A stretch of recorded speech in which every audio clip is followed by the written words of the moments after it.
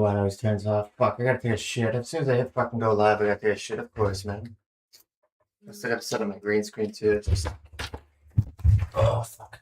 Hold on a sec. Come on, man.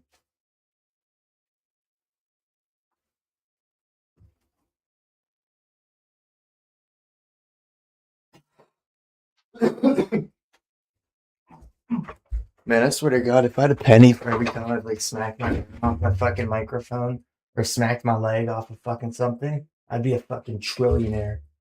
I'll be a multi-trillionaire. Yeah, I took a shit really fucking bad all of a sudden. Yeah, we're gonna play RuneScape later. I just fucking want to relax. Although I just took a nice sleep, I'm just fucking so tired. Watch some fucking meat and papameat. And it's not working. Really, YouTube won't fucking. As soon as I say that, man.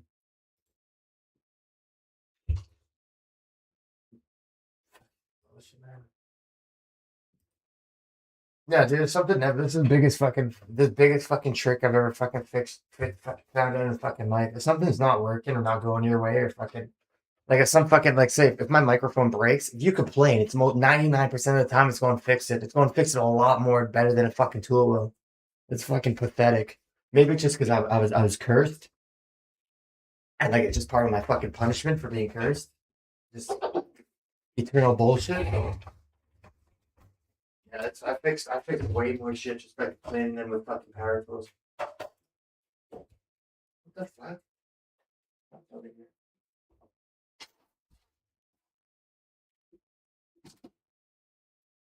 Because you think like for example, let me show you this. Let me show you something. This sock. Like this sock. Like you don't think the sock is a brain or a soul or anything, right? It does, dude. Like if this sock's being a fucking asshole and you tell it to fuck off, it's going to fuck off and listen to you. It's so fucking childish how bullshit's like that, but yeah, I gotta take a shit really bad. There's no be right back sign. Yeah.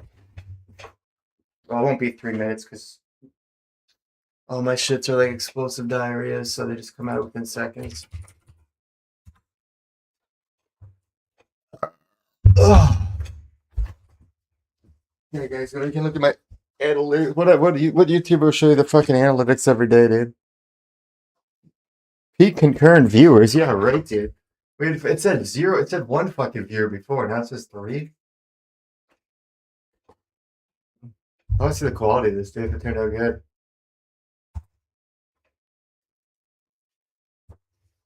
Uh, yeah, it's a lot. It's still processing. Will begin within 24 hours. What the fuck, dude? I uploaded this fucking morning at 6 a.m. That's when I fucking ended the fucking stream. It's already been 12 hours and it still hasn't fucking oh it's already been 12 hours and it still hasn't fucking processed. You better have to fucking let me play it. Are you fucking kidding me? So it takes 48 hours for a fucking live stream to be fucking viewable. It didn't used to be like that. It wasn't like that yesterday. You fucking kidding me, dude? Fucking stupid. YouTube, get your shit together. Fix my fucking glitched account, you fucking retards. Retards over at fucking YouTube. Stupid, I got a glitched RuneScape account. I got a glitched YouTube account. Like, fuck. I can't even get this fucking dumbass fucking belt off, man. Fuck. Oh, I hate when you fucking have a shoelace belt that just doesn't fucking come off. It just makes its own fucking dumbass little knot. What the fuck? How is that even possible?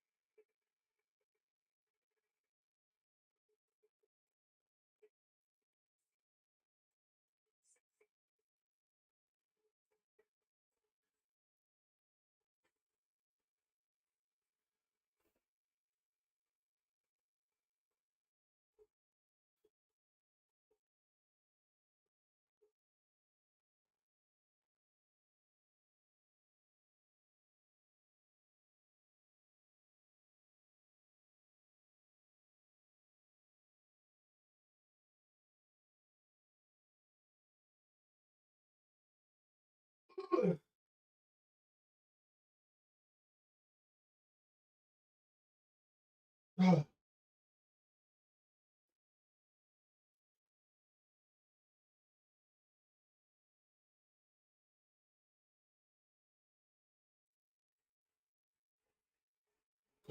steak.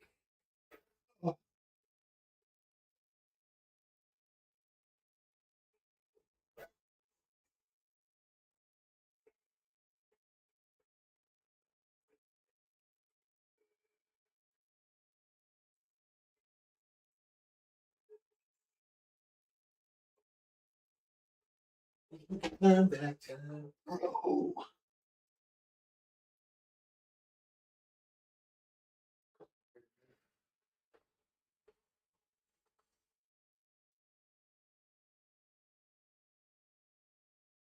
Okay.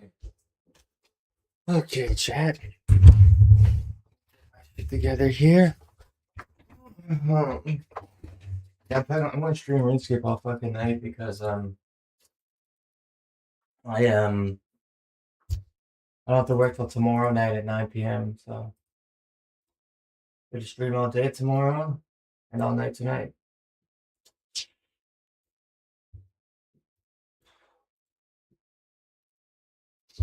Alright, what do you guys know about the horrors of online stalking?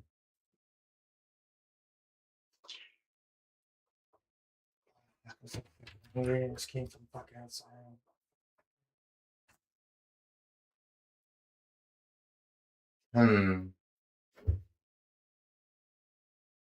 Human romance is dead. Well, that's just because girls treat guys like fucking shit. And then the fucking girls get a guy that treats them like shit. And they're like, all guys are assholes. No, because you just fucked over the nice guy. You just cheated on the nice guy because you only give a fuck about looks. Gamers' deadliest crimes. I probably heard most of these. Hear them from RuneScape. Welcome back to the papameat channel. How you doing? How you doing? Come on, sit down. Good, Mr. Meat. We're gonna talk about. I'm good, Papa Meat. I'm good, Papa Meat. Thanks for asking. Grandpapa Meat.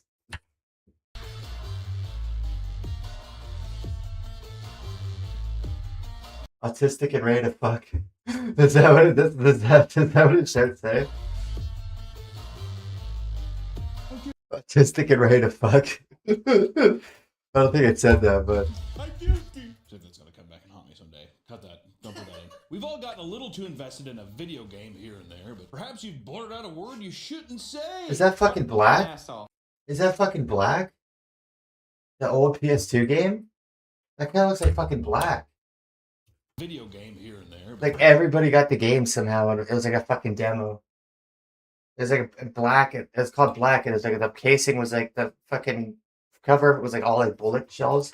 The casings. Perhaps you blurted out a word you shouldn't say. What an asshole!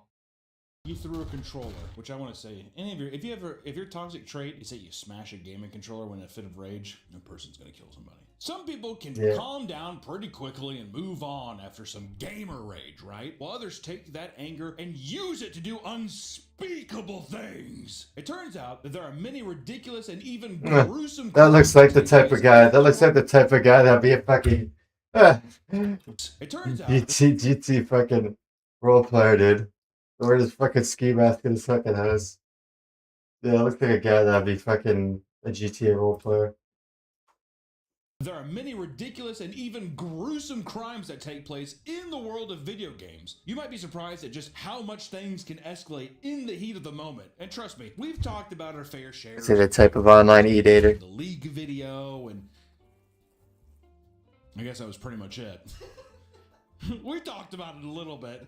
Today's video is sponsored by Aura. I don't listen to any of these fucking YouTube ads because the majority of them are fucking scams. Like most YouTubers will scam their fucking whole audience. They have no problem with that. We just look at fucking Honey, and then there's a fucking new one. There's a new fucking Honey that's like an exact fucking clone of it, and there's still YouTubers promoting it. I would never buy anything, no matter what YouTube promotes it. Just because a lot of them have bad track records and will promote fucking anything. They don't give a fuck about you. Think they give a fuck about you? No, they don't give. They just give a fuck about your fucking, about your little number down here. You're fucking the number here and the number here. They don't give a fuck about you. People will rip your fucking people. People will scam your fucking ass easily, dude. Especially fucking yeah, especially guys. Especially YouTubers, dude. Damaging other people's property, like the New Orleans arcade rampage. Oh, an old school, dude. Well, these old heads still get angry, huh? Yeah. You think the arcade games, you think they ever said the gamer word there too? Oh. You think so, like on Galaga? It's bad when you grit your teeth. Gamer word.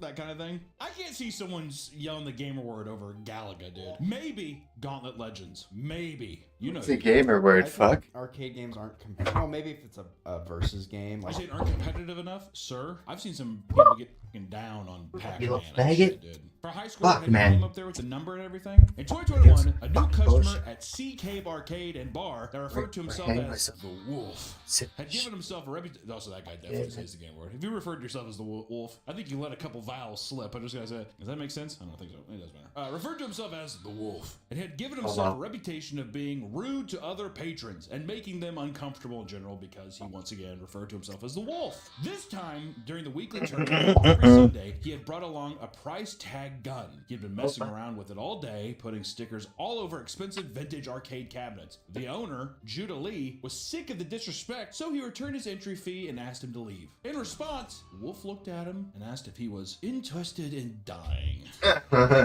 Judah kicked him out, which led to the Wolf busting out a butterfly knife and waving it around and appeared threatening. You think the Wolf was at least talented with it? No, he probably watched on YouTube video. He probably cut his hand open. I can't get on the Adam Family pinball machine? I'm going to say it. He has so many good voices he does, dude. He brought up that he owned an assault rifle before leaving the parking lot. I've had a couple. You ever had somebody that says that they own a gun? Oh man, when I worked at that game That's store, fucking 90% of fucking Toronto, dude. These bitch ass niggas, dude. They're gonna shoot you. Do it then. Do it. Fuck you. Those fucking fags will come up to you with the fucking, they're wearing the fucking little purses. Like, yo, I'm gonna shoot you, give me all your shit. No, you don't. You're wearing a fucking purse. You don't have a gun. Get the fuck out of here. Yeah, but 99% of fucking gun threats in Toronto are just fucking bitch, broke ass nigga just trying to fucking doesn't know where to fucking get a gun. 99% of gun threats, dude. Somebody's going to shoot you, they're not going to tell you. They're going to. Like you're selling me Shallow Hal on DVD, dude. What am I saying? Okay, actually, I'll give you $1,000 for it. What am I supposed to say? 30 minutes later, however, the Wolf returned with a bicycle lock and locked the front door from the outside. People began to panic as the man started smashing the store windows and sending glass all over the floor. The police were called, but the man had already fled the scene. Judah was forced to close down the shop, but things took a turn for the worst around 1 a.m. that night. He was alerted by a security system that someone had broken into the building, and through his security cameras, he watched as the Wolf, armed with an axe, smashed in every single arcade and television screen inside, totaling up to around $50,000 in damages. I'd want to kill him. The Wolf had the confidence to return to the store yet again, but this time when employees and arcade regulars were volunteering to help clean the mess up, he pulled out a gun, ran behind a group of people and yelled, "Tell them to shut it down! I'm cartel!" It's a little Mexican Wolf. He was found and arrested. So he turned out to be a 30-year-old man named Mitchell McNelly IV. He was booked with false imprisonment, aggravated assault, criminal mischief. Wait, he was false imprisonment? How? How? He didn't. How is it false imprisonment? He left the fucking. They told him to fucking. They kicked him out of the building and he left. It should be. This is wrong. It should be fucking breaking and enter. It shouldn't be. It shouldn't be fucking mischief. It should be breaking and enter. Well, Americans don't. Americans are fucking really stupid anyways. Property. With the help of a GoFundMe page, the arcade was able to raise over $37,000 to repair the arcade and continue. Yeah, it should be break and enter, not fucking mischief, dude. What the fuck? Fix everything, but I would assume, hopefully, and criminal mischief.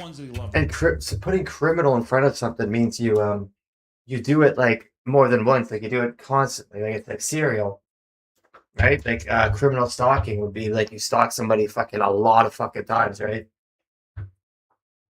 a fucking criminal mischief. That means he does like he would be doing it like 20 times, like 30 times.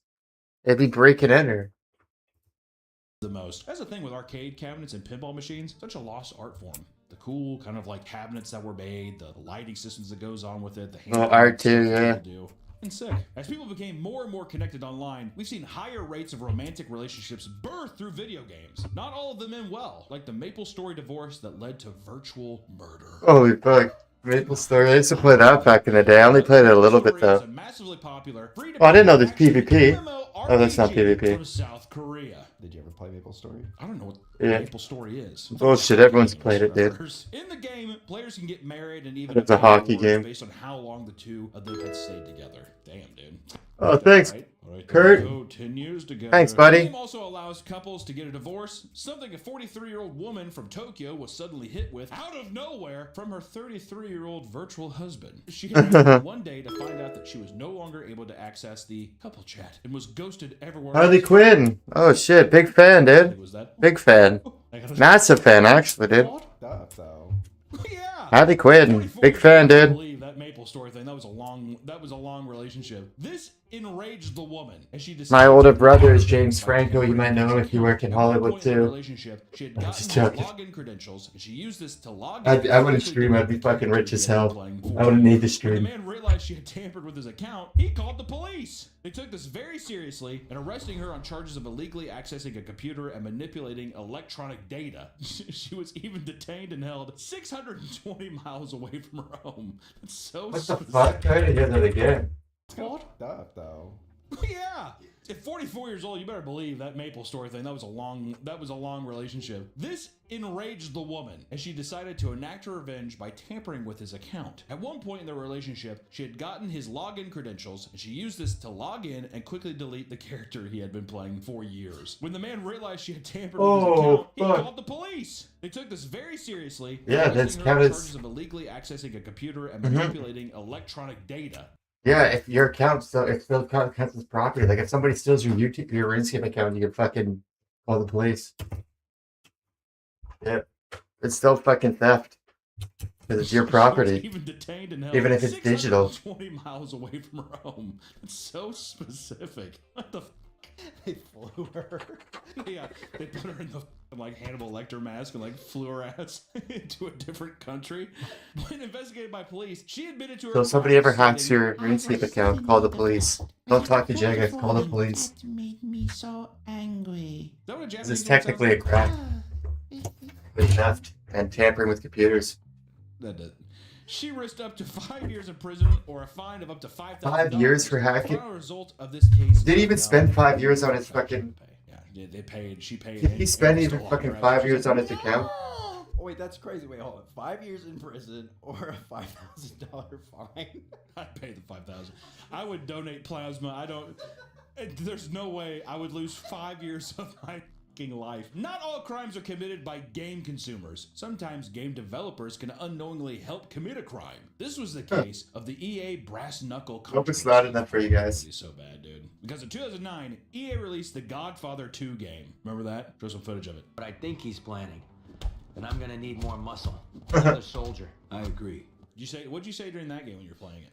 What is going on? I'm walking in. Let's cut both of that.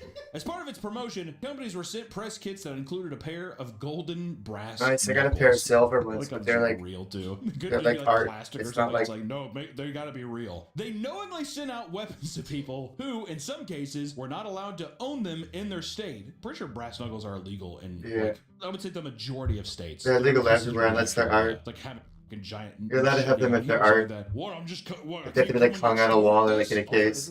Isn't mailing weapons illegal?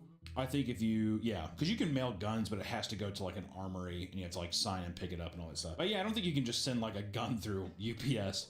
Did you get it? Realizing that this was a risky move, EA started contacting people and asking them to return the brass knuckles so they could properly be disposed of. That's very Godfather-esque though too. Maybe that was always a plan. All right, call me. I discarded it for you. And one of the most insane types of game crimes are those that escalate to IRL confrontations. In real life. In-game currency and rare items can be so sought after that it causes people to do some pretty extreme things, like robbing a teenage boy of his RuneScape gold. Hamza Bahwa, Yeah, this is bad. Hamza Ba Pa. I remember this, dude. Bawa, This is a sad, 19-year-old man. from Massachusetts, had arranged to This is purchase around sad. 5 billion gold from a man named Jonathan Dokler in RuneScape in exchange for $3,300. Oh no, I didn't hear this one. To make sure the transfer was done properly, Hamza insisted that they must meet face-to-face rather than send the money electronically. Jonathan sent his friend David to meet him and collect How's the a money kid have from that the much money? library at his school. David noticed that the money Hamza was pulling out looked fake, but Jonathan told him over the phone to continue with it anyways. Hamza suddenly left and insisted that they needed to meet again the next night to finish the trade. The next day, David once again called him out for pulling out fake bills, but this time, Hamza was furious. He pulled out a gun and pointed it at David. It was an airsoft gun. But David believed it was 100% real, and he told reporters, I couldn't believe I was about to get shot over RuneScape gold. I was so scared that I Sounds like was so New scared York. I was about to die. But it sounds like fucking Every Peter average Griffin. Boston goer. Oh, f you, go sucks.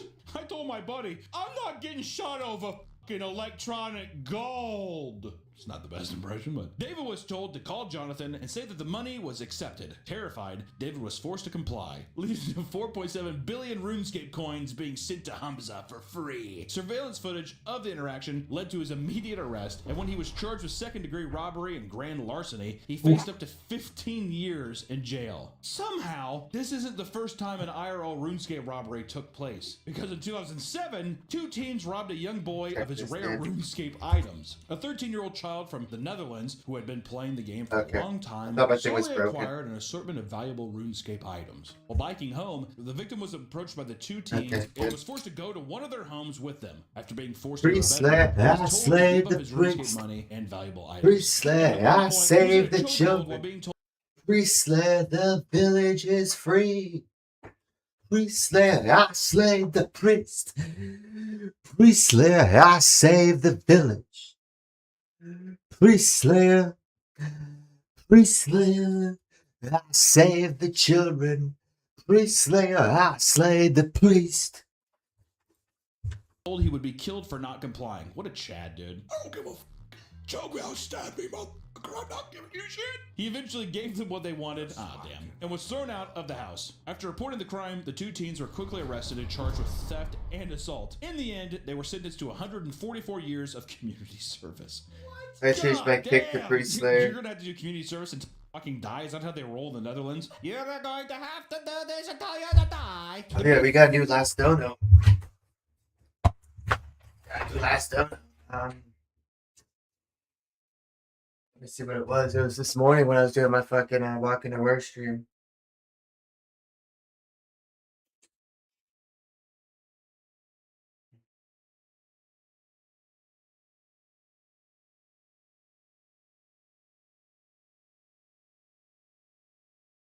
I think $1 euro or $1.60 Canadian. That's what it was. What was his name though? Just look at the PayPal receipt.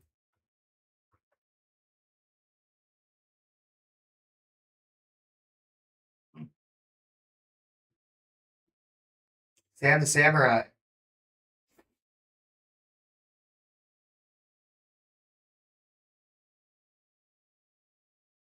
Yeah, you guys, when you guys fucking donate to me, do fucking send it as fucking friends and family. Don't fucking send it as the other option, or else it fucking takes away like fucking 30% of it as a fee. Like if you guys send me $1, it only gives me fucking 61 cents of that, and they get fucking 39 cents of it. The Samurai. That's it. Where's the top thing?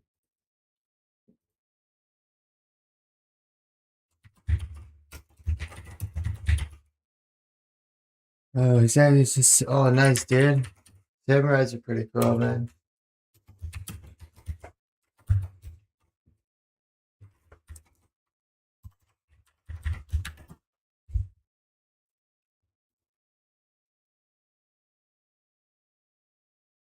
Media has often blamed video games for many of the crimes committed by young people. While this is often overblown, there are few cases where video games have inspired violent crimes. How do you feel about cutting his head off?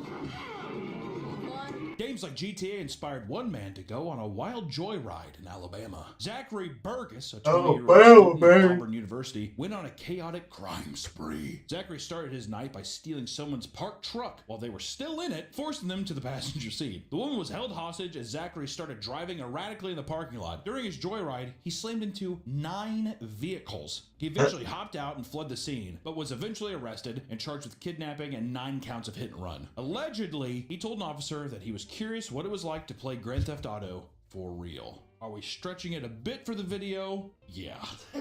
Many of these game-related crimes can get intense, but usually are stopped by the authorities before it can get too out of hand. This isn't always the case, sadly. Let's see how gruesome things can really get, starting with the mom who shot her son for gaming too loud. We're laughing because it is absurd, okay? In Arizona, a 72-year-old mother named Hazel Benson had become fed up with her 38-year-old son loudly playing video games. Yeah, he's living at home, sir. It got so bad. Yeah, 38 years of living at home with mom. Yeah, she's going. There's like this guy's too fucking different. He's two-tone fucking hair on his face, dude.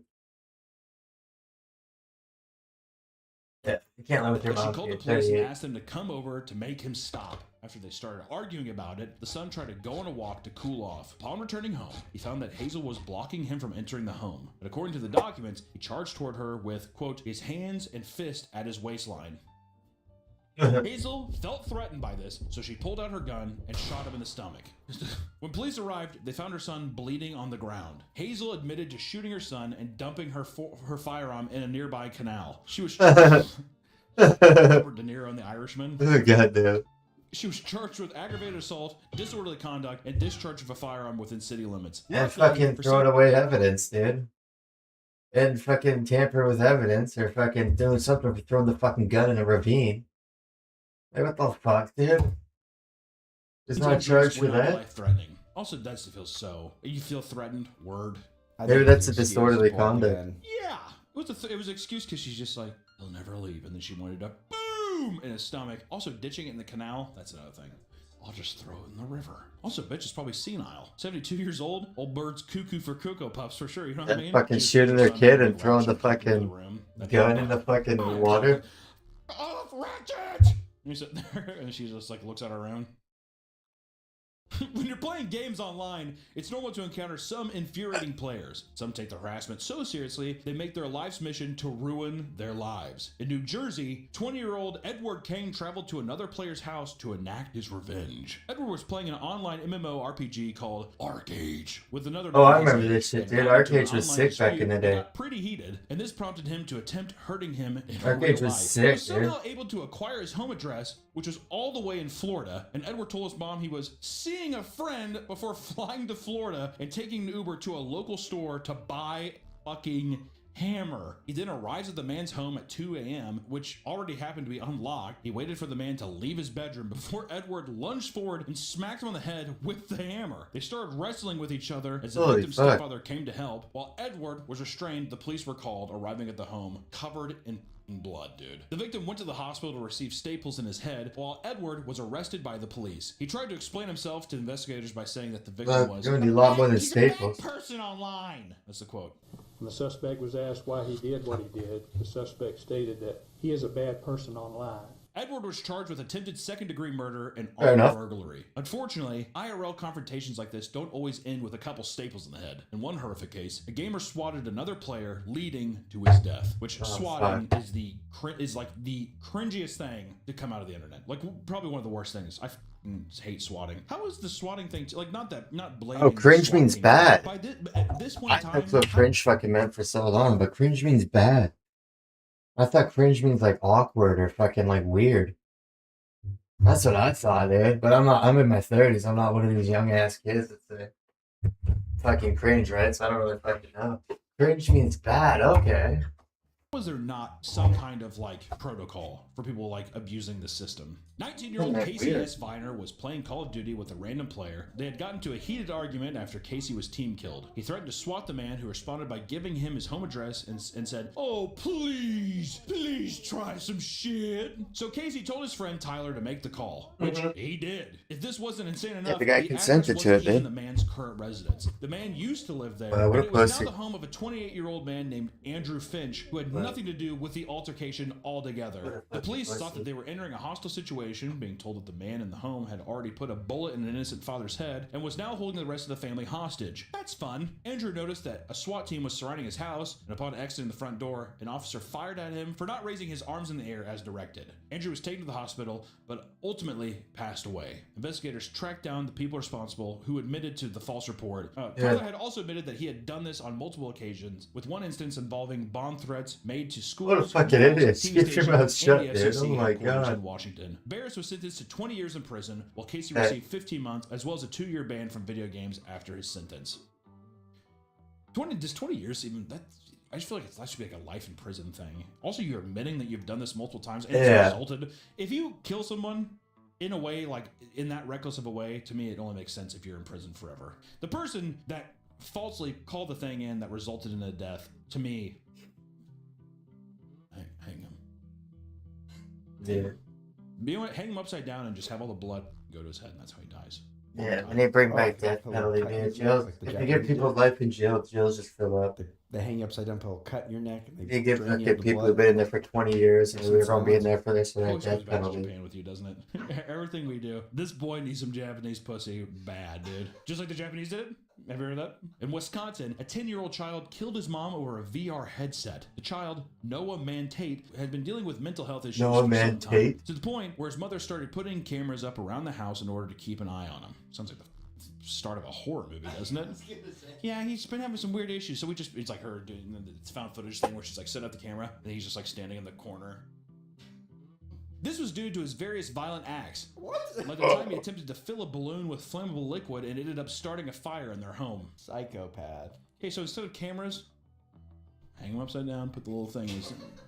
Hey, pull the weed quick is what I gotta say. It's an infestation. Pull the weed. Pull it! He had been pushing his mom to buy him an Oculus headset online. Also a 10-year-old who's like, I want an Oculus. I'd be like, why the f*** do you know what that is? Is that weird? My Someone nephew told him. had an Oculus at 8. I think they learned that from somebody, dude. It's one of their friends tell them. Into this. Something his mother repeatedly refused. This enraged Those the are boy, fucking leading him to expensive, do man. something drastic. I thought that said autistic. When his mother wasn't looking, Noah had taken the keys to the gun safe. He shot and killed his mother. Unsure of how to explain what happened, Noah told police that he was simply twirling the gun around and happened to shoot her. His aunt, however, was told by the boy himself that he was purposely aiming the gun at her. He seemed to show little remorse, with the boy buying a VR headset the next day using her credit card, and later he told her grandma, "I'm sorry for killing mom," before asking about the status of his Amazon delivery. That is gruesome, dude. The child was charged as an adult, facing up to 60 years in prison. When asked about the possibility of posting the $50,000 bond, he told the lawyer that he could try gathering coins from between the cushions of his couch. That's a sadistic, evil little motherfucker, isn't it? Maybe I could just dig for some coins. I'm a kid. Also, you should hand me your gun. He's currently locked up in a juvenile detention center. Upside down. Hang him upside down. The Japanese like, oh, yo. And lastly, we'll end on the internet rivalry that turned into murder. Oh, they didn't even talk about the RuneScape ones I know, dude. Rivalry in Lineage 2, Huh? a massive popular MMO. Oh, yeah. Members of two opposing Russian clans scheduled a face-to-face meeting in one of Moscow's bars. Around 30 people, a mix of both clans, come to the meeting. After a bit of friendly drinking and civil discussions, Audrey Papameat, known in the game as DVP, invited one of his opponents to come outside. The man he invited came back into the bar with a broken nose. Naturally, his fellow clan members, Alexander Bliskin, stepped in for his teammate. He came out and punched DVP in the head, to which DVP responded with a headbutt to the face. Alexander Bliskin fell to the ground and cracked his skull on the pavement. A brawl ensued, which ended with police and ambulances coming to the scene of the fight. After a 3-day coma, Alexander was pronounced dead. Andrew was sentenced to 8 years in prison in 2008. After serving a sentence, Andrew came out and immediately began his eventually successful streaming career playing Lineage too. Just goes to show that streamers are the worst. Most of these cases have Oh, been the ones who avoided get by fucking taking a lucky step are the back and worst, realizing dude. just how trivial I've the been streaming for situation 10 is. years, You're dude. about to 0 book a flight views. to another state to attack someone 10 because they were fucking years, grinding in dude. a game. It's time to take a good hard look at what your life has You only become. do, you only get fucking views if you do bad shit. It's for the best, I But swear. if you Thank just so much chill, for like, watching you don't today's give a video, guys, fuck. and we will see you. You don't give a fuck about chill streams, dude. People give a shit about you going out in public and being a fucking asshole to people. YouTube's dumbest criminals. Okay, there we go. That's good. Is there something for me to avoid? Or to either get on the list? One of the two?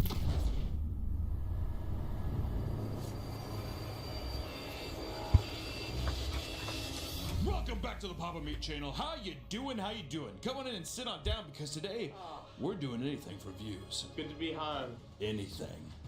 Good to be home, mate. Just a couple things. People online, content creators specifically, will do anything for views. Anything at all. Hell, I'm one of them. I've done a fair share of quirky things myself. Ew, There's a dude, what few the people fuck? who do things What the fuck? It's a glory hole, do dude. anything for views. It's Barney's Anything glory at hole. all. Hell, I'm one of them. I've done a fair share of quirky things myself. There's a few people who do things without thinking about any of the repercussions that seem to follow. All of the prank videos of people going down, basically assaulting people, people being public. Yes,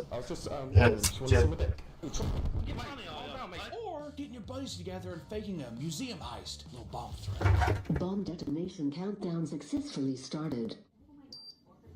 Hey, it'll get clicks. Can you imagine the kind of algorithm push we're gonna get for faking that we're gonna blow up a museum? I got a bomb! For over a generation. And that's about the way it makes it delicious. Wait! I want to thank our great, dear, beautiful, unbelievable friends at Bad Dragon. Bad Dragon is the home to all oh, your God. because they're art pieces, basically. Spice things up. Jail time, all for views. Why? Are views that rare? Are views the new blood diamonds? And I started thinking about all this because recently a teenager was charged with 2 felonies for derailing a train in Nebraska for his content, for his YouTube channel. Yes, what you have to do? I've been doing it for 10 years. I ain't getting shit. Capital City Rail Production is a very small channel that focuses You gotta on steal other people's videos and repost them, or you gotta fucking do crazy shit like this. You ain't climbing just being chill, being yourself. No, you ain't climbing at all. Been trying for 10 years. In and around his town, not anywhere else, just in his town, okay? 3 months ago, he posted a video on his channel titled, Most Insane Video I've Ever Taken! The video shows a train crashing into an empty train car, causing it to derail. Okay, so this arbor just hit a defective car, apparently, and is now on the ground. And this accident resulted in $350,000 in damages.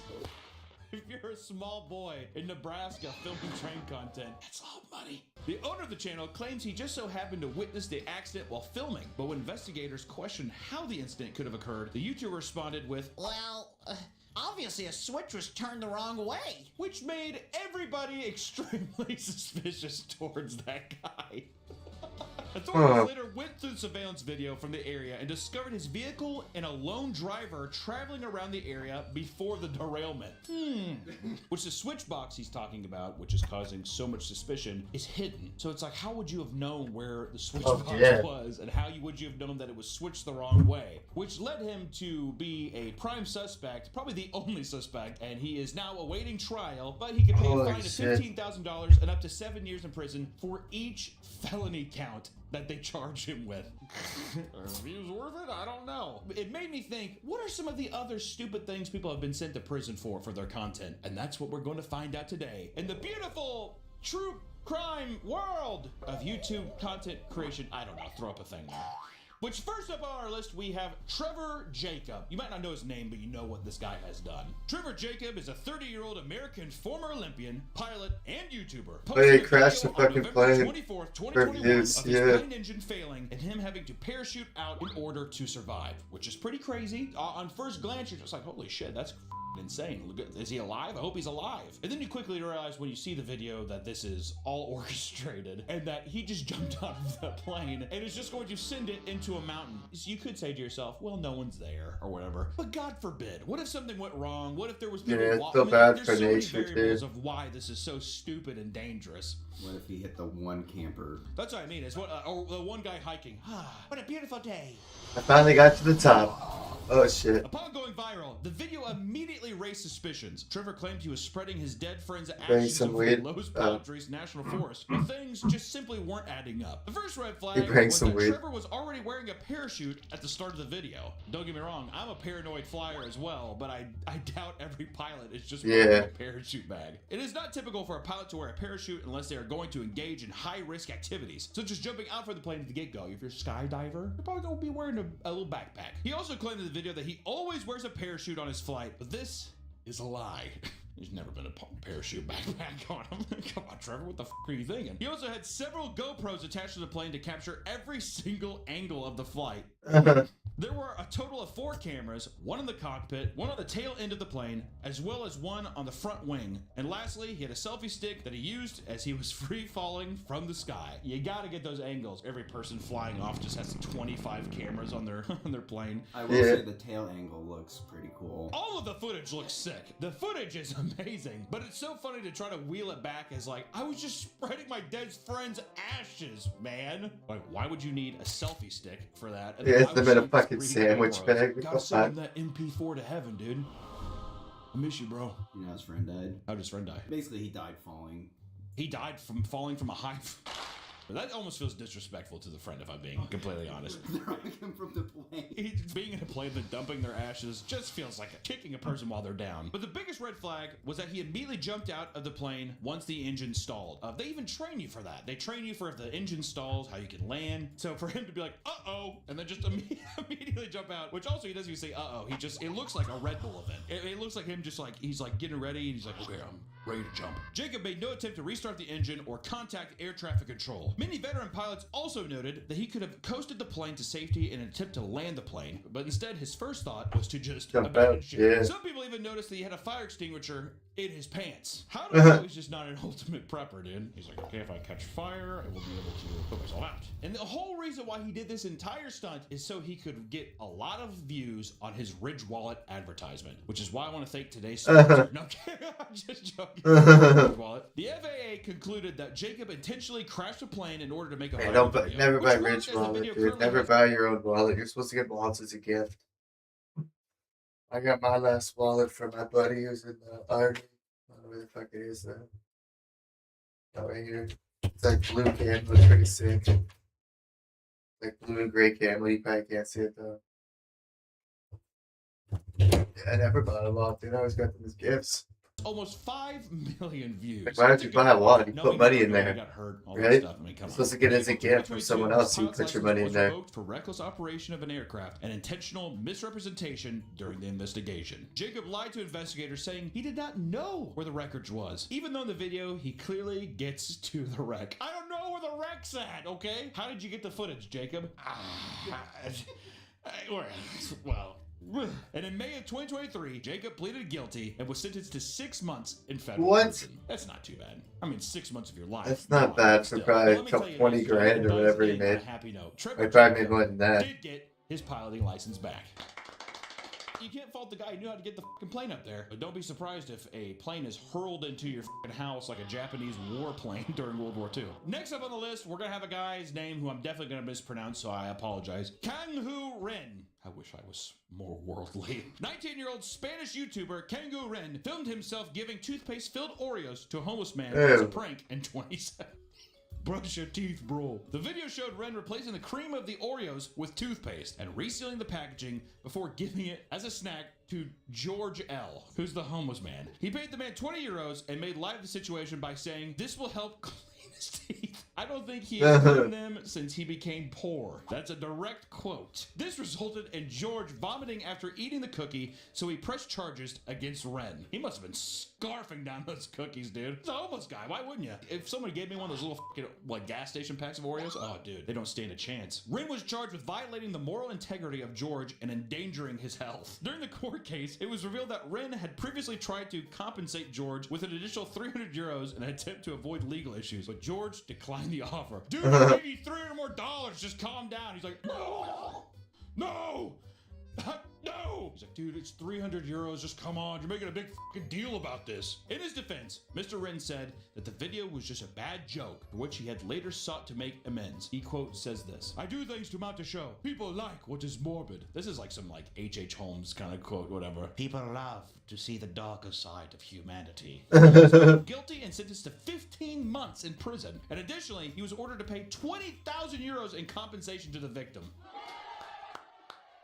Give fucking toothpaste-filled Oreos to a homeless guy. What a fucking win for the homeless dude, right? That's sweet, sweet 20 grand, baby. Smart motherfucker. He's like 300 euros? Yeah, right, bitch. I'm in for the long haul. His YouTube channel and other social media accounts were shut down for 5 years as a result. And he has now moved from prank videos and instead uploads Fortnite content instead. What does that say about Fortnite content creators? They're all bad people. Every person who makes Fortnite content, they're a bad person. I hate to say it, but that's just, it is what it is. Anyways, next up is Alex Shore. Alex Shore is a popular automotive YouTuber known for his extravagant car modifications and street racing videos. Ooh.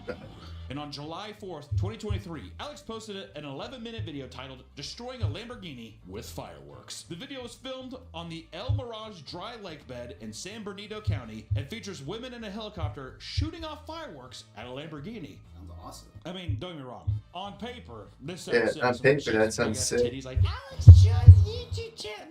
Whatever. A helicopter involved in this? Why? It takes 1 millisecond for things to go completely haywire and to have people's entire lives ruined. Alex was arrested in June of 2024 and is now facing federal charges for causing the placement of an explosive or incendiary device on an aircraft, as Alex and his team did not receive official permission to do the stunt. Very safe, Alex. People could have died! As a result of this stunt, the pilot of the helicopter lost his license with the FAA. Good. The DOJ also had evidence that Alex's team had to go to Nevada to buy the fireworks since they are illegal in California. What the fuck? Fireworks? Going on right now? Oh, yeah. Alex is like, it looks cool for the video, man. Getting trending. And Alex is facing up to 10 years in prison. That feels like a long time. Things could have gone wrong, but they didn't go wrong. You think 10 years? If someone got hurt, I'd just put them in lock him up. Alex was released on a $50,000 bond and is now awaiting trial. This is not the first time Alex was involved in a reckless stunt, because in 2022, during a Tesla meetup, what? Aren't all the Teslas the exact same? What the fuck? Like, listen, I have the exact same one.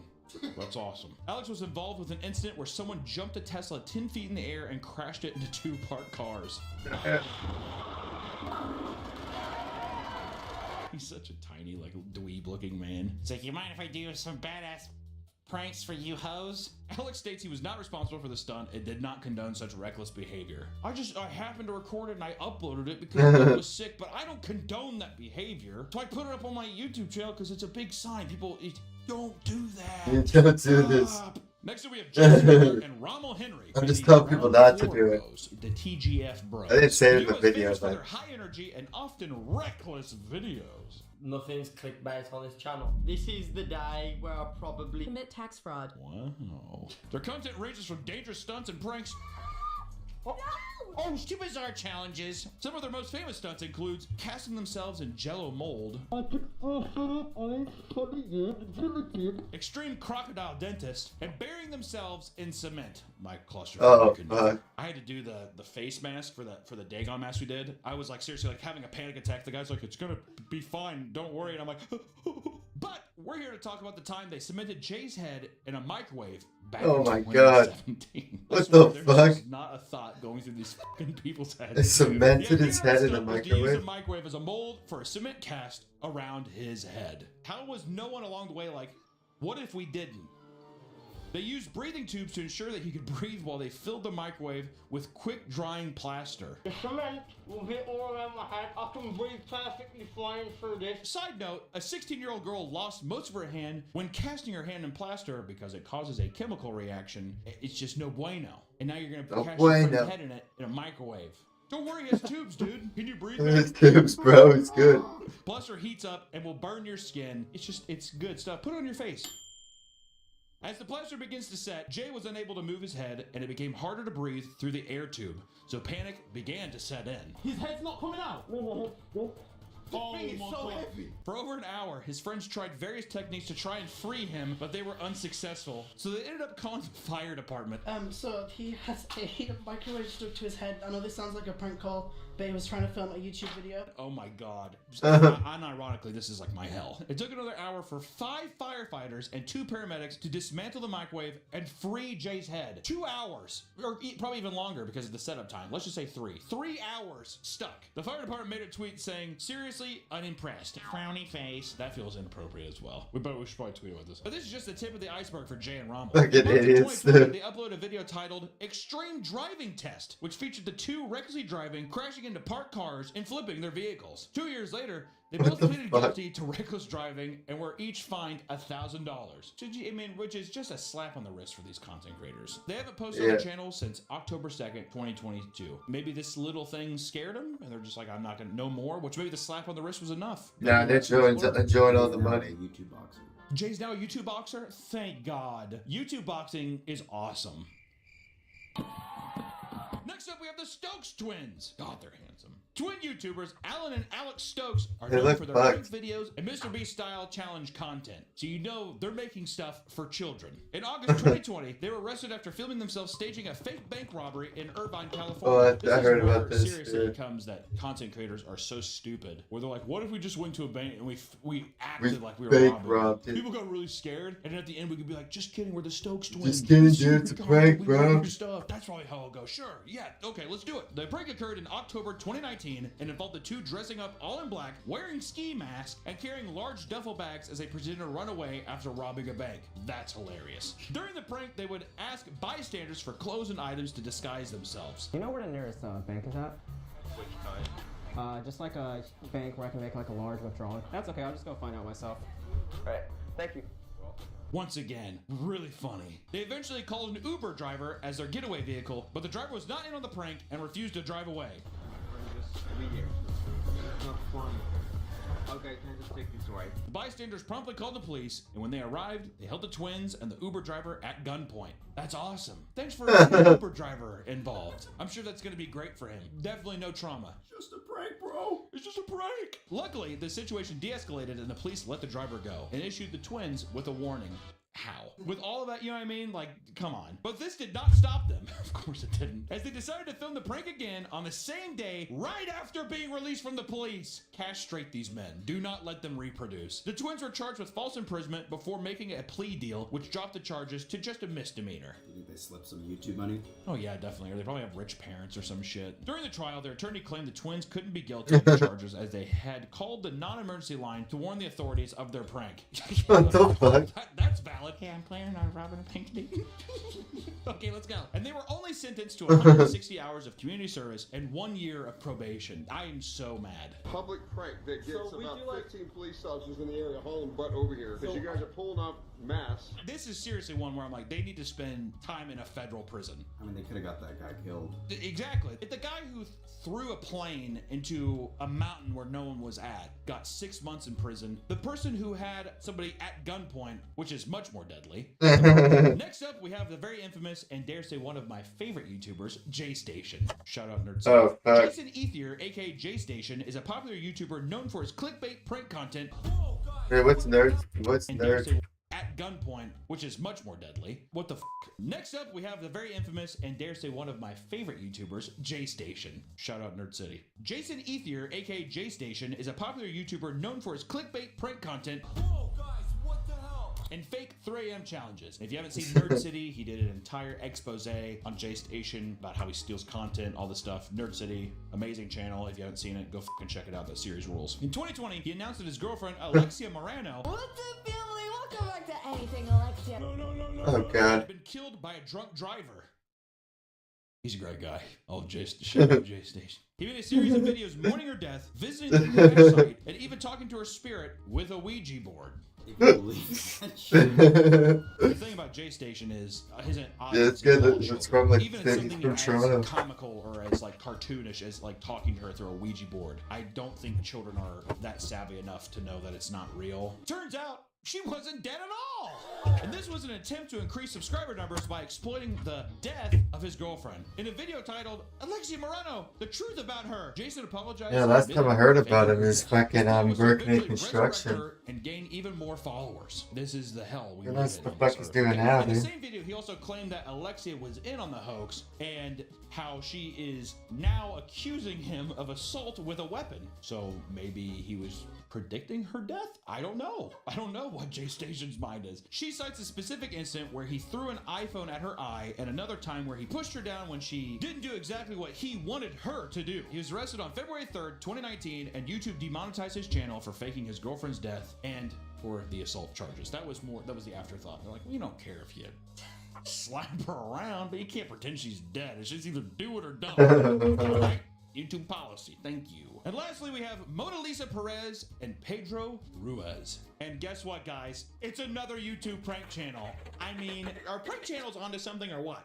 The couple would post harmless pranks, challenges, and vlogs of their daily lives together, often featuring their 3-year-old daughter. But Pedro wanted to launch his YouTube career into the stratosphere with an extremely exciting and new dangerous video. The stunt was for Pedro to hold an encyclopedia to his chest and have Mona Lisa shoot him with a Desert Eagle from a foot away. Oh For fuck, I really remember young this guys, shit, A dude. Desert Eagle is like A Desert Eagle can go through a fucking never brick got wall, it, can't it? But a Desert Eagle is a 50 caliber gun. Yeah, That's what sniper it's as strong as a fucking The point 50 of this cal. video is, I really just want to see if a 50 caliber bullet can go through a book. Encyclopedias are What a thick, fucking man. idiot, How many dude. words there are out there? And quote, me and Pedro are probably going to shoot one of the most dangerous videos ever. His idea, not mine. Not wrong. That's cute. And on June 26, 2017, Pedro convinced Mona Lisa to do the stunt. And in the world's least surprising turn of events, the bullet went through the book and killed Pedro instantly. So sad. It's just so stupid and sad. Their 3-year-old child and around 30 onlookers watched the shooting in horror. They didn't watch the shooting in horror. They watched it with drool going down their face like, surely that's fine, right? Yeah, the bullet's gonna work. Like, was he sleeping? The bullet's Oh gonna my flip God, he's dead. and Oh, not shit. work. Prior to the recording, Pedro apparently tested this stunt with a different book that stopped the bullet. So they thought that they were safe. Look at this. Please hit. This looks like some Zodiac killer shit. Mona Lisa was arrested and charged with second-degree manslaughter. She was 19 years old and pregnant with their second child at the time of the shooting. She pleaded guilty to the charge and would serve a 180-day jail sentence in 10-day increments over the course of 6 years. Afterwards, she will be on probation for 10 years and is banned for life from owning a firearm. You think? Which the fucked up thing about this is that Mona Lisa, she did not want to participate in this for weeks. And Pedro was just kind of like, babe, come on, you're being a bitch. Come on, just think of what we can get our daughter when you shoot me with this Desert Eagle. I'm going to stop with a fucking Webster's Dictionary. Then after the stunt happened, after she was convinced to do it, Pedro's family blamed Mona Lisa for killing him, as if it was her fault. Oh, he should have recorded. She should have recorded him pushing her, dude. The stunt ultimately gave them the YouTube fame that they always wanted, but at a heavy price. There's a repeating thing going on here, and it's this: people are dumb. Extremely dumb. There's really no way to really get around it. I've been seeing it more with TikTok too. People being given the opportunity to be on a stage of any kind. It makes me think of Joshua Block, Worlds of T-shirts, whatever, on TikTok. He's a guy who is mentally unwell. He's an alcoholic, and people comment on it being like, you should keep drinking. Basically, a nameless person. I would say the same with Jan and that kind of stuff too. And it's people who are maybe the ones commenting on these kind of videos who are just like, we should just keep pushing, keep doing whatever. And those are the people who either foster this creator to do something really stupid, or they see somebody doing something stupid and they want to one-up them. It's like a vicious cycle of terrible shit. So here's what I say to you. There's nothing wrong with making some content, dude. I love my job. This is my favorite thing I could ever do, is doing this for you right now. It's the biggest blessing in my life. But for the love of God, look after yourself. Don't do anything that's going to harm others or harm yourself in the creation of this content. And let's just try to make some fun stuff for some people. Shake on it. That's all I have. I will see you all in the next one. Thank you for watching. Passport bros, the incels cheat code. Oh, what the fuck's a passport, bro? Welcome back to the Papa Meat channel. How you doing? How you doing? Come on and sit on down because today we're talking about dating. Dating's hard. Being in a relationship long term is hard. Dealing with the same person over and over again every single day. My God. Term is hard. Dealing with the same person over and over again every single day. My God, what a drag. But also even trying to get into a relationship is even more difficult. Trying to find that trust with somebody, some random soul on this earth, is one of the most difficult things any person can do. And all these dating apps right at the tap of your finger has made it even more confusing. People with high standards, people being so stuck up they're unbearable, or it's just a 56-year-old Taiwanese guy who's trying to gouge money from your pocket. When I feel like all anybody wants, man or woman, is a nice, good, obedient. Good old John-aria. I went through that account, dude. Less than a kilometer away, John-aria. Quick, right if you're looking for something serious, infertile, kind of serious. Cheap viewers on streamblue.com. I don't want cheap viewers, dude. I want rich viewers. DW7 Rust. Can I get some rich viewers, dude? I don't want cheap viewers. Who the fuck wants cheap viewers? Who's trying to gouge money from your pocket. When I feel like all anybody wants, man or woman, is a nice, good, obedient. I don't want cheap viewers, dude. I want rich viewers. Like a dog. But that's impossible nowadays, isn't it? But don't you fret, because I actually have a solution for you. You could fly around the world and date women from foreign countries and become a passport bro. Nice.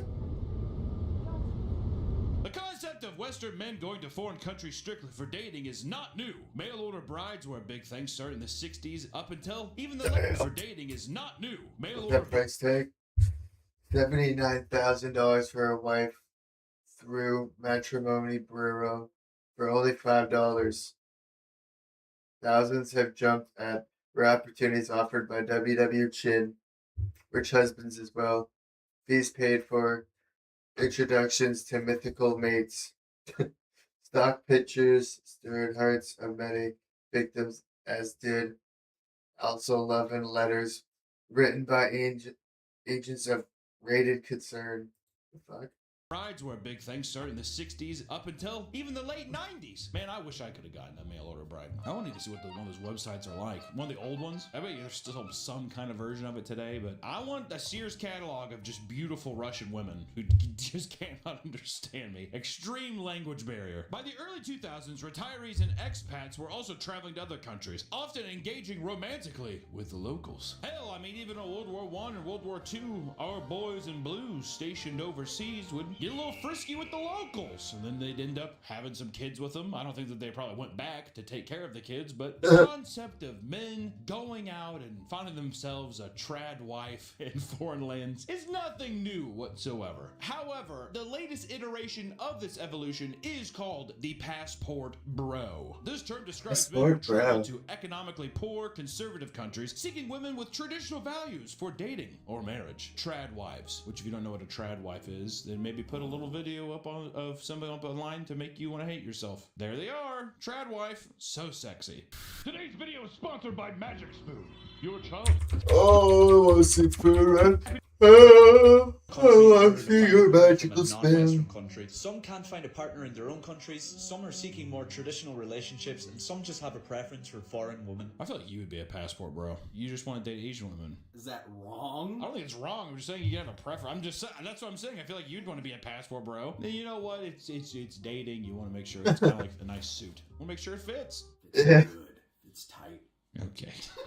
All right. Frustrated with the American dating scene, they believe Western women are too influenced by feminism and materialism, undermining commitment and loyalty in the relationships. I hate that women nowadays have to be so fucking independent, and they like going to Forever 21 and buying jeans. Stop that! They go out with their friends, shake their ass on other guys. Yeah, they go out to the club, start twerking on other men. I don't like that. They perceive dating as overly transactional, prioritizing casual relationships over long-term commitments. Which, you know what? Tinder has made it easy for people to come and just quick little fucking go. People don't like to get to know each other. Fucking go. The dating scene where they're just like, all they want to do is suck my and have sex with me. Which you've kind of said that before too.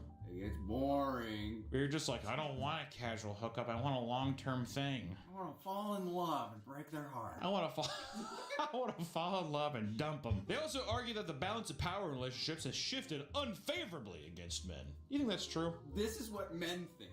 This is your words. You're the person that is helping me type this up. That's why I'm asking you. Do you actually think that? Well, Whoa. passport, bro. See, this is how they think. Sure. And I may or may not be subscribed. I'm asking you, do you think that's true? No, I don't think so. Well, I mean, as soon as you're talking, I'm like, he is going to say a lie. Just say yes. I fucking know he's saying yes. They feel like women in their country have more options and are therefore more selective, leaving many men to feel overlooked or undervalued, which I will say, being an Uggo man right now, rough pumpkins, man. Because before, it was just kind of like, that was just the cream, this was the crop. You know, like some guy with like a, you know, there might not be much, but I'm the best you got. Not anymore, dude. The internet's made that people fucking, nope, no thank you. I was trying to find this study, which I guess was like 10 years ago, but they were saying that women are having more sex, but men are having less sex. Oh, are they saying that just women are... So they're saying that, well, there's that. It could be just more same sex. More partners, probably. But people are also saying... Blur all of that, what I just did. Blur all of that, please. Other people are saying that the alphas are getting more seed. Oh, so you're saying that the men who are fucking, they're fucking way more. Yes. With more women versus the Uggos, us. We're getting the scraps, if anything. Yeah, we're barely getting anything left over. These motherfuckers are eating. Dating apps have made it easier for chicks to get all the sniz, snuff, rough, buff, bush, and tail as they want, but the betas are left to pick up what measly little scraps are left over. Like fucking Willard, dude. I just got done watching Willard, and that's exactly what it made me think of. All those rats in there. I feel like Crispin Glover and fucking Willard. The common view among passport bros is that Western women, our queens here in the States, I don't know why I had a British accent there, have become too argumentative. They yap too much. Confrontational. Even I can find some truth in that, dude. Why the f you always arguing with me so much? That's the first thing I say on the first date. Why are you always arguing so much? Damn! I'm not gonna... They're always up in my fucking business. They're manipulative. Oh, they make me do things I too don't watery. want to. And exhibit traits often associated with masculinity. Why the f are you wearing basketball shorts so much now, dude? Billie Eilish has had done irreversible damage.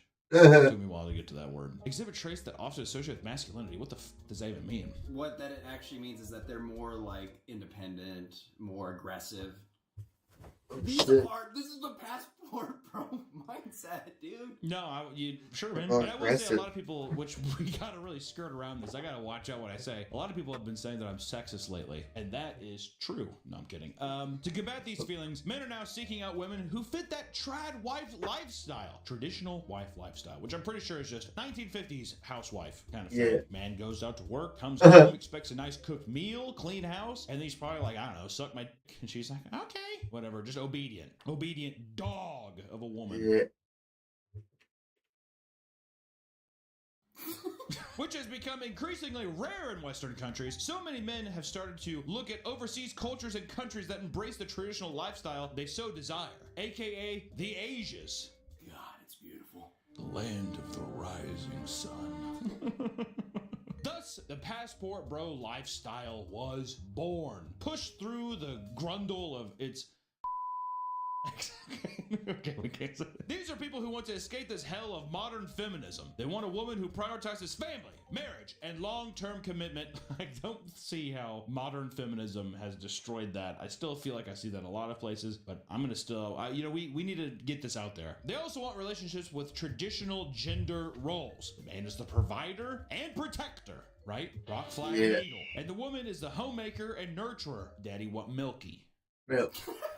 The trad wife stuff I've seen online is people who are like a guy playing like Apex Legends, and his like wife walks in with like chicken, broccoli, and like macaroni and cheese and like a Mountain Dew and sets it down, and then he's like, "Thank you, baby." And all the comments in there are just like, "Women don't realize how much this means to us." That's where I'm like, that's the trad wife shit right there. Which it is also just, I mean, a person can make dinner for someone, and the trad wife line to me is it's a gray area. If you like to cook, all of a sudden it's just like, yeah, you're a trad wife, you love to cook. I guess it just depends on the role dynamics of the relationship, right? Like if he was just like, "Why don't you get your sweet ass in there and make me some cookies?" Okay, he has the sick voice for everything. But yeah, whatever. Babe, empty. Babe, empty. And then she comes in, sorry, here you go, dear. To me, I'm like, that's a bit more traditional wife shit. Some passport bros even express a preference for submissive and subservient women to contrast the more independent and assertive nature of women in their own home countries, aka quiet Asian women. That's what they're looking for. They see a Vice documentary, or they see one of like the fucking 12 million Japanese YouTube channels, and then every single American commenting, it's like heaven over there. They're so cute and kind. That's the kind of shit that those are the kind of people making those comments. But it's very much beta males who want to receive sloppy head from whatever they want. They just want these guys just want somebody to be like, cocky want boing boing, whatever the that meme was. And a person comes in and boing boing boing. At the beach with a hose head. Boing boing, whatever the At the beach with a hose head. Cocky want boing boing. that meme was. And a person comes in and boing, boing, boing, boing, boing. Why not? And the movement is gaining momentum and growing every day, thanks to social media. Many who indulge in the passport bro way of life also contribute to the online conversation by creating content that documents their travels, offers dating advice, or critiques the dating culture in their home countries. Which I do love that very much. Yo, women over here, they're stupid. But in Japan, beautiful diamonds over there, okay? Traditional good. That's why I got a Chinese woman over here. Hello. You have subreddits such as the Passport Bros with 31,000 members. On TikTok, the hashtag Passport Bros has been viewed 420 million times. There's even a dedicated website called theofficialpassportbros.com that can teach you all about this beautiful lifestyle. Most of it's male active. Or what is it? Male activists? Male activists? Yeah, just try saying a regular like some course. Human being, dude. A regular guy. A boy's boy? They're a monthly subscription course. Feminist doesn't mean that you're the devil, dude. Sorry. I don't buy into all the fucking hype. You know how many times we've recorded I Hate Women on this channel? Might as well just go ahead and say it again here. I hate women! Death to feminism! That's gonna go well. That'll be a good one. These are essentially people bragging about how awesome being a passport bro is and want to show off all the cool stuff they do and all the pussy they get.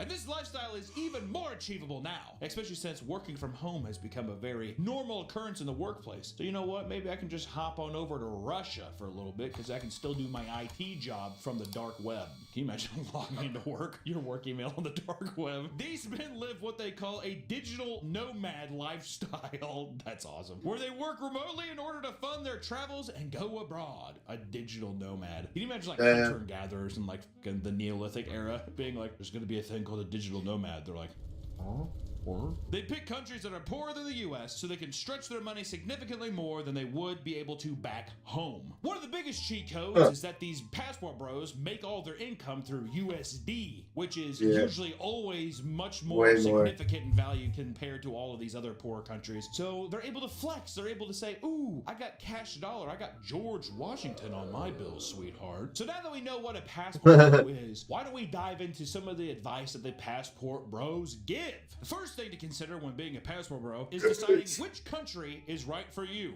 Nick, which one's right for you? The yen is weak right now, my friend. I'm telling you, we're going to Japan this year, and you're not going to come back. I feel like you might fucking stay over there, dude. Should I do a passport bro vlog? You should do a passport bro vlog. We'll insert it in one of the videos. Nick's passport bro vlog. One of the most popular regions passport bros travel to are the Southeast Asian countries, such as Thailand, Vietnam, and even the Philippines. Japan was not on the Philippines looks the worst. Vietnam and even the Philippines. Holy shit, man. It's like fucking first best, second best, and fucking horrible. Southeast Asian countries, such as Thailand, Vietnam, and even the Philippines. Japan was not on the list. I'm gonna go and throw Japan in there. All the guys are like, please yen, stay down. Keep the yen down. Asian cultures tend to lean heavily into traditional gender roles, and there is a strong sense of family ties that passport bros very much desire. These cultures are known for their hospitality. Oh yeah, true. You want sucky? Oh my. Oh my God. Women are perceived as welcoming and kind-hearted, which create an inviting environment for foreign men seeking relationships. The cost of living is exponentially cheaper, and you can live like a king even on the most modest of American budgets. Which, let me tell you, wow. $4 Ubers, $10 steaks? Is this heaven? And lastly, Southeast Asian women Oh, are often fuck. viewed as exotic in Western media, which makes the allure of traveling here so much more appealing. Beautiful porcelain doll. My beautiful porcelain baby doll. How I've craved you in my entire life. My favorite movie? Memoirs of a Geisha. Similarly, you can go to Latin American countries like Colombia, Brazil, and the Dominican Republic. Passport bros go to these countries for similar reasons, such as affordability and the exoticness of the country. And those big, beautiful Latino asses, am I right? Oh, hey, yo, hoorah! But the biggest difference is Latin American women are more fun, which feels racist. This is coming from the passport bros, dude. Okay. But the passport bros say, better just put a clarification on it, that a big tip for Latin Americans is that they're more fun, outgoing, and just generally more loving than the Southeast Asian women, which feels racist to say, but it's not. This is not what we're saying. This is just from the websites and stuff we found online. So don't yell at me. Spicy taco. Oh my God. You cannot keep saying shit in the back, dude. And also, the biggest perk on the list is the thick dumpy that they say that they have, which I feel gross saying. If my wife is watching this, just know that this is not me. This is necessary stuff. And blaming it on Passport Bros. So I apologize for that. If neither of these destinations are up your alley, you can always go to Eastern European countries like Romania. I don't know if we can say any of the other countries. While these countries have a higher cost of living than both Latin America and Southeast Asia, they still are cheaper to live in compared to the United States. If you want to date a white woman, you go here. The racism meter is really ticking in my head like a Geiger counter. You're just like, also, if you like white people, if you only want to date a white person, you come here. But now that you have found the destination of your choice, right? Like after all these options and after some of the recommendations they give, now it's time to go find the perfect woman. That's step 2. That is a big leap. Where do I want to go? All right, well, I'm going to go find the perfect woman. That's all you need. That's all you need. There's the 2-step process. Good thing there are a slew of content creators out there to give you the perfect dating advice. Like Austin Abeda, a.k.a. the Digital Bromad. Austin's a self-proclaimed passport bro who teaches you all the secrets of dating overseas, but mostly in the Philippines. He likes the Philippines. Who doesn't? He mostly claims his content is designed to teach people how to work remotely in foreign countries, but really, he's just more so focusing on polling foreign women. But you know what, Austin? You don't have to hide that crazy little scheme any longer. Passport bros welcome you with open arms. It's true. I searched up who the most famous one is, and he is. So the Digital Bromad is the most famous passport bro. According to Reddit. Everyone says, like, this is the only guy I sub to. You think Reddit's the worst website on the internet? Potentially. Not my subreddits that I visit, but the other ones that I do research on. Games. Yeah, my Reddits that I like are actually kind of cool. Twitter, I think I might hate Twitter more. I think Twitter has been the fucking worst by far. Not my One Piece subreddit, though. One Piece subreddit, oh my god.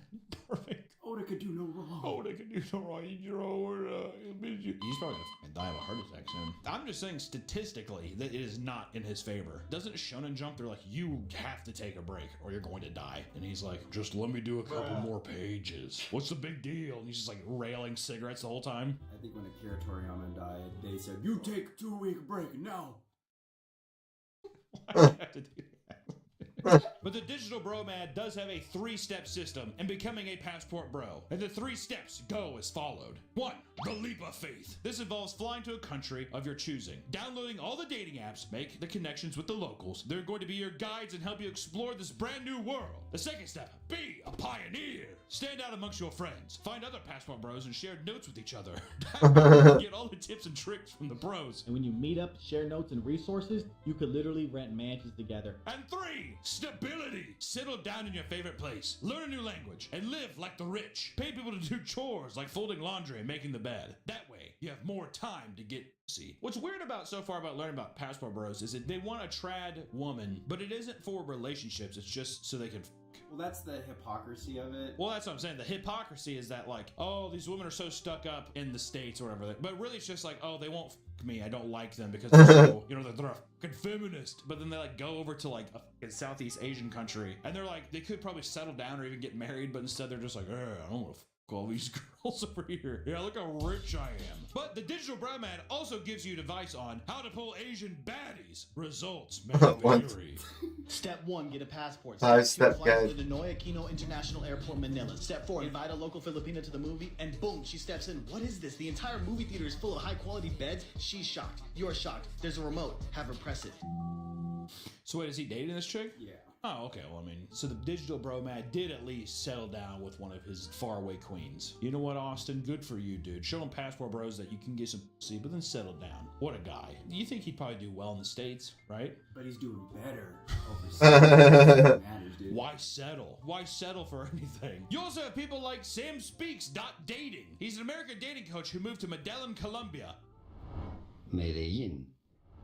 And he is definitely not a passport bro. So get that off your fucking head. I know he's on this list, but he's not a passport bro, okay? In one of his videos, he talks about how to find a traditional woman in Colombia. Roll that shit. 3 ways to identify a traditional woman. Part 2. She doesn't post thirst traps online looking for attention. You don't want a girl who's shaking her ass on the gram all the time and saves that for behind closed doors. Follow me for part 3. One of his biggest green flags with women is if they don't post thirst traps on social media. Or even bigger, larger green flag is if they don't have a social media at all. So no one on earth knows about them but you. That's a jackpot right there. And this means that they're the most loyal person and that they'll only show that intimate side to you. You know which intimate side I'm talking about, right? Yeah. He also has another video about how to trick women to come back to your place while pretending it's a date. That's a leap. Step 1, send her a voice message, call her throughout the day. Make her feel special. Just let her know that your day is super crazy, but you'll be free around 10 p.m. And the great thing is, restaurants are going to be closed at 10, so what's the solution?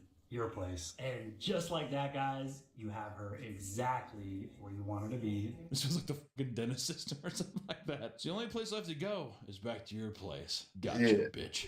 We got you. Now, this way, when you go out to your place, you don't have to spend any money out at any restaurants or any movies or anything. You can watch movies and you probably get a little see later. All right? Bulletproof method. Lie is the biggest thing. The best way to start any relationship is built on a brick of lies. Just gonna put that out there. Okay? There's also another guy named Beswells. His go-to technique is to grab women by the hand and compliment them.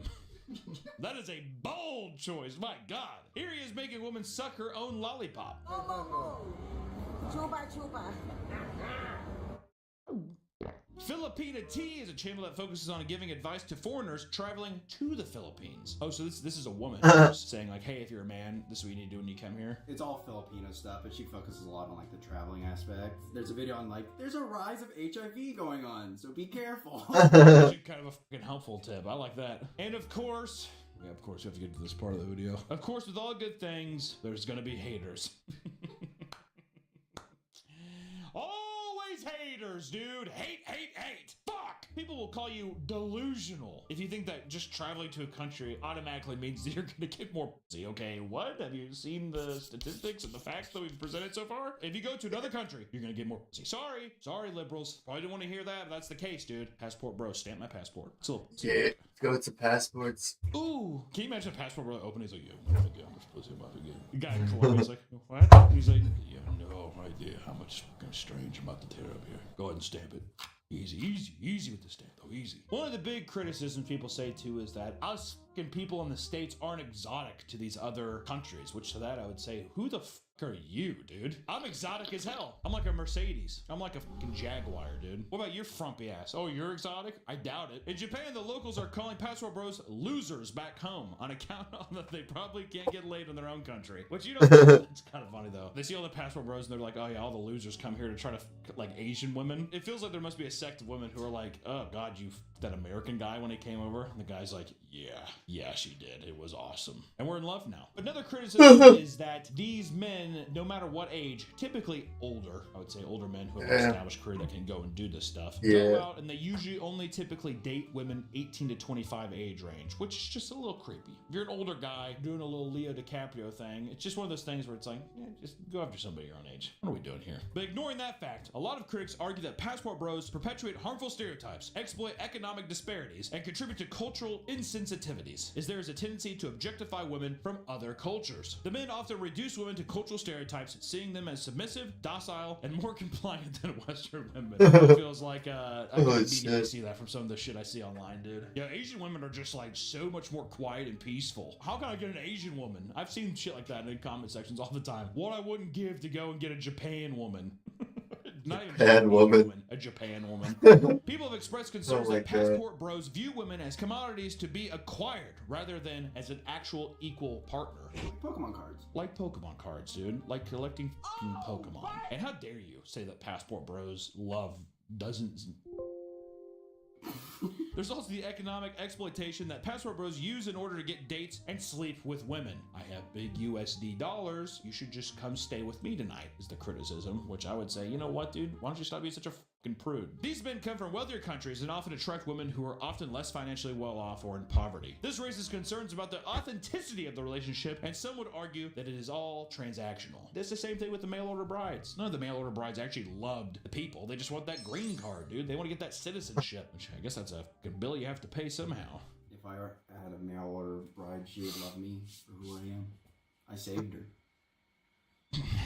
Passport bros also don't often realize the extreme culture shock some of these countries have and set up unrealistic expectations due to the stereotypes. But as soon as they come back and, you know, they're living in the States, they quickly realize that these women aren't just fucking dolls for them to control and puppet around, and that they have their own free will, which is a huge bummer that they don't talk about in Passport Bros subreddit. There are entire Facebook groups dedicated to men who got married to Filipino women and ended up regretting it.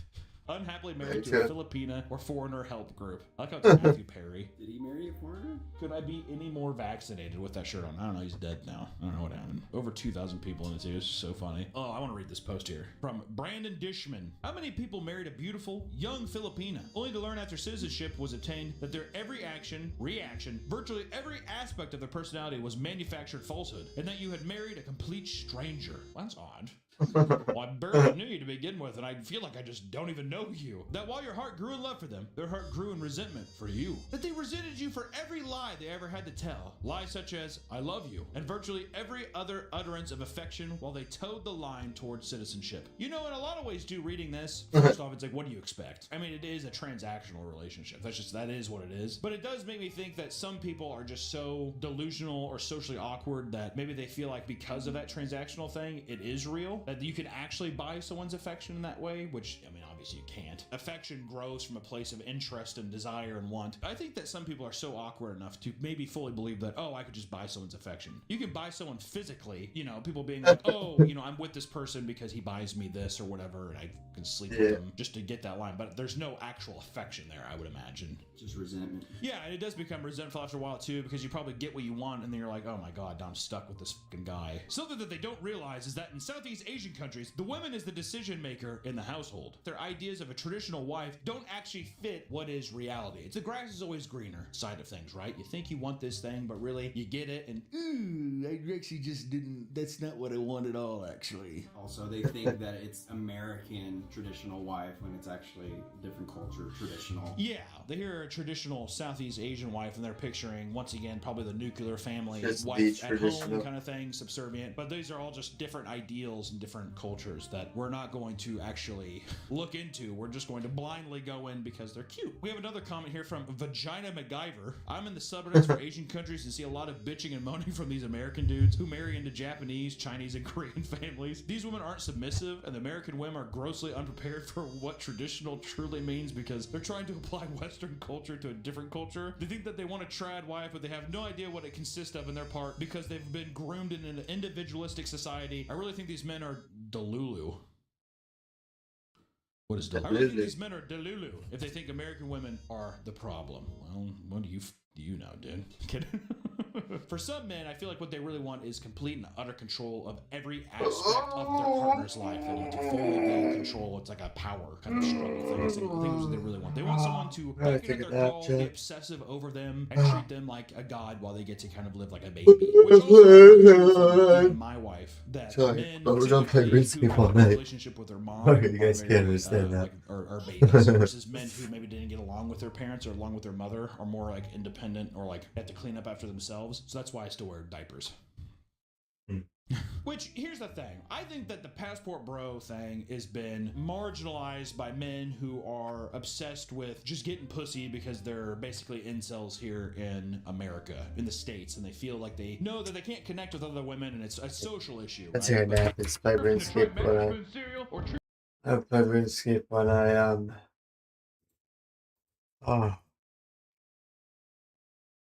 wake up all night long, baby, because I don't gotta work till tomorrow night at 9 p.m.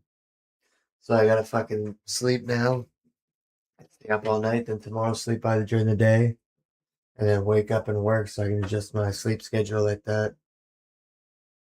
I gotta stay up tonight and stream all night like I'm working. I'm gonna adjust my sleep schedule. Play some RuneScape all night, streaming. I'll see you guys later. I did that, dude. There we go. See you guys. Big up over there. Oh.